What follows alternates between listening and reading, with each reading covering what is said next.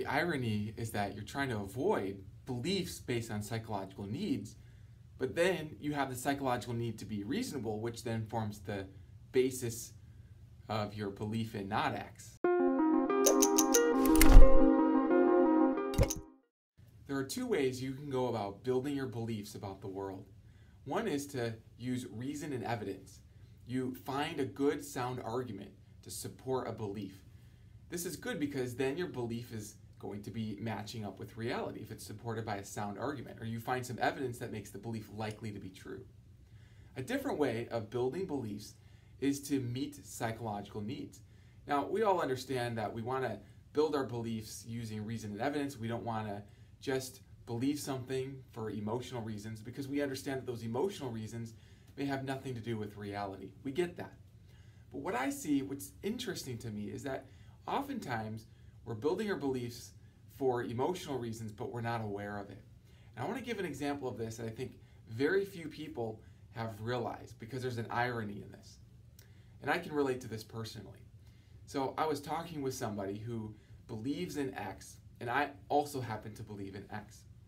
But this person was expressing their reasons for believing in X, and it was very obvious to me that their reasons were more emotionally rooted. They didn't have any evidence to cite. They didn't have an argument. In fact, it seemed like they were kind of afraid of non-believers in X. Well, when I was hearing this person talk about those particular apparently bad reasons, non-reasons, psychological roots of their belief, it kind of made me want to distance myself from thinking that way and even from believing in X. And so then I would find somebody who doesn't believe in X, and they're actually much more reasonable. And so what happens is I find my desire to be reasonable then can lead me to become skeptical of a proposition when it looks like people are not believing in that proposition in a reasonable way. But here's the irony in that, is that we all have a psychological need, a desire to be respectable, right? And to be intellectually respectable. And so in a way, I was beginning to doubt X out of a psychological need to be intellectually respectable. But this is ironic, because this isn't building my disbelief in X or non-belief in X, depending on the degree of my doubts, in a way that's using actual reason and evidence. I'm not citing a sound argument. I'm not giving evidence that would make that belief likely to be true. Rather, I'm associating with people that I really like. I'm forming a group, and there's leaders of this group that make me feel secure. They make me feel significant. They make me feel intellectually respectable. But this is not a way to build a belief if I want my beliefs to match reality, or to be likely to match reality.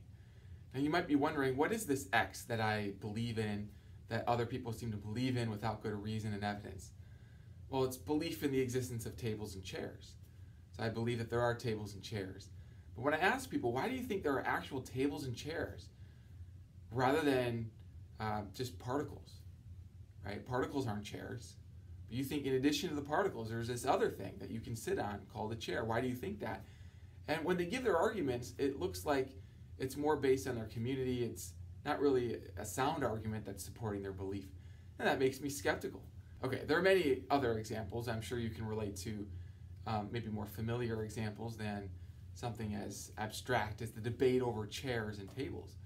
But the point is that if we want our beliefs to match reality, it's important that we do the hard work of actually finding arguments and evidence that can support those beliefs. In fact, we shouldn't even be having beliefs until first we can have actual reliable supports.